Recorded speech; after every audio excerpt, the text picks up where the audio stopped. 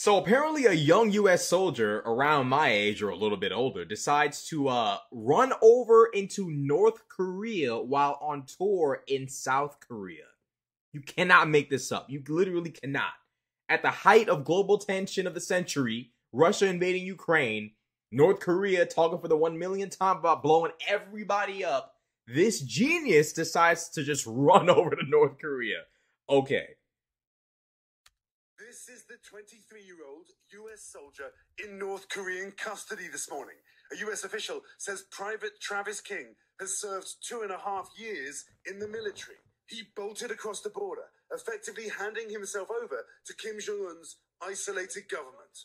One of our service members who was on a tour willfully and without authorization crossed the military demarcation line. Two U.S. officials telling NBC News he was supposed to have left the country. Another official said military police escorted him as far as they could go to an airport checkpoint. He then tagged along a commercial tour to the demilitarized zone and made the dangerous crossing. A tourist from New Zealand saying she witnessed the incident. Suddenly I noticed a guy dressed in black, and the US and South Korean soldiers sort of realised what was happening, chased after him, but they didn't catch him. King's mother speaking out overnight, telling ABC News, quote, "I can't see Travis doing anything like that."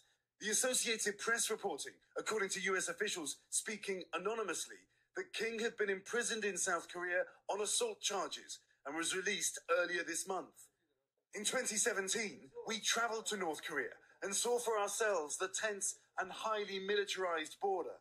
So this guy catches an assault charge in South Korea somehow. Somehow you're in the US Army, you're sent to South Korea, and somehow, some way you've managed to acquire an assault charge. So this guy in his bright mind says, well, I'm in trouble with the US military and South Korea. So what I'm going to do to make this situation so much easier for myself, I'm going to just go to North Korea instead. Perfect idea. Perfect. No one has ever thought of that. I'm sure there's someone else who was in this position and was thinking, bro, what do I do? Bro, I'm facing these charges, bro. Damn. I'm sure of it. I'm sure there's been someone else in this position that might have thought, man, what if I just ran over to North Korea? And I'm sure, like any other sane person, it hit them that would just make the situation 100 times worse. You turn yourself over to the enemy after you're already facing criminal charges as a US soldier. Why would you do that?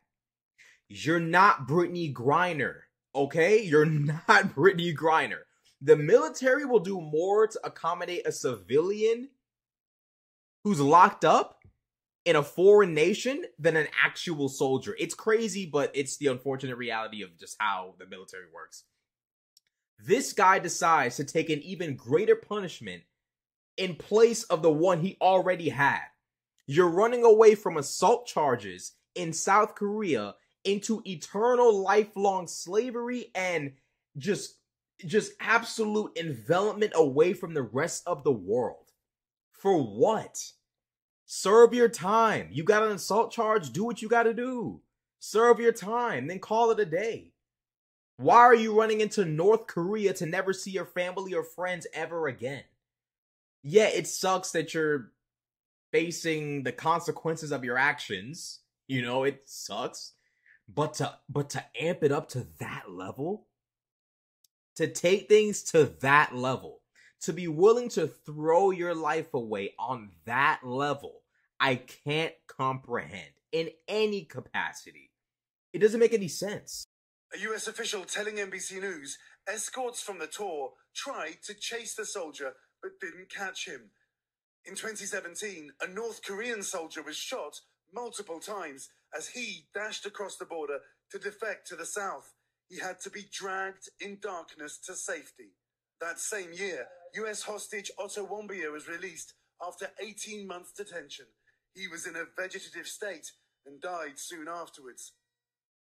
Now, King is the first known American to be detained in North Korea since 2018. That American at that time was deported several weeks later. But this morning, The only signal from that secretive country firing off more ballistic missile tests and continuing the tension between the US and its allies and North Korea. So this guy hands himself over to the enemy.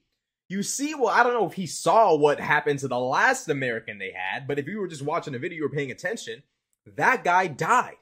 He came back home from North Korea, was in a vegetative state, as they say, and he just died. What's going to happen to this guy? An even more valuable hostage. You're a U.S. military soldier. You're a U.S. Army soldier. You're military personnel. And who knows what his MOS was? This guy could have been intel for all we know. And just gave himself over. All right, guys, take me. I'm here. Just bolted over to the North Korean side to accomplish what? To run away from assault charges, bro? Just take the L. Take the L. Now this guy's never going to see his friends and family ever again. It's over, bro. It's over. You handed yourself over to an enemy even worse than bro. If he got captured by the Taliban, I would have been like, well, you know what? There's a chance we might get Big Dog back. There's a chance we might get Big Homie back. We might actually get this man back. Like, he might actually be coming home. We could send in the SEALs or the Green Berets or somebody to come grab him. North Korea? Somebody go sign his life away, because it's over. Craziest thing I've read all week. U.S. soldier just hands himself over to an oppressive, dictatorial, socialist, communist, just insane nation like North Korea. Like, imagine willfully handing yourself over. To be born there is just a horrible stroke of luck. But to just say, to just hand yourself over to just, all right, guys. Like, that's, the world's crazy. The world's crazy, and there's a lot of crazy people in it. This just makes no sense to me.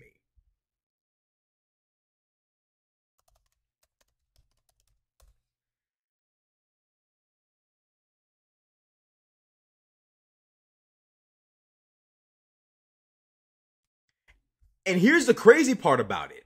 It says U.S. soldier who crossed into North Korea on Tuesday did so willfully and without authorization according to the U.S. and international officials. He's now believed to be in the custody of North Korean armed forces. The man, whom a U.S. Army spokesperson identified as Travis King, was a private second class who'd been released recently from a detention center in South Korea. He was scheduled to be flown home to the U.S. You're going home. I mean, yeah, you're facing assault charges, but bro, you're going home. Probably to face jail time at home in the United States. But you know where I'd rather be locked up? I'd rather be locked up in the States. I'd rather be locked up in the States than be locked up in North Korea. At least when you're locked up in the States, there's the hope. The hope that one day you'll see the light of day again. The hope that, they won't forget me in the system. When my day to go home, eventually comes, I'll go home, go to my family. One day I'll be free. Now that's over. There is no one day I'll be free with this North Korea shit. I don't know if he thinks he's the next Brittany Griner, but I can assure you that's not going to happen. At all. It's just not. I don't know what's wrong with this guy. You're assaulting people in Korea. You're running over to North Korea when you're about to be sent home. Like, what's wrong with you? You can't make this up, bro. The world's a weird place. The world is a weird place indeed. Let me know what y'all thinking about this in the comment section below. You cannot make stories like this up. Like, comment, subscribe. I'm out.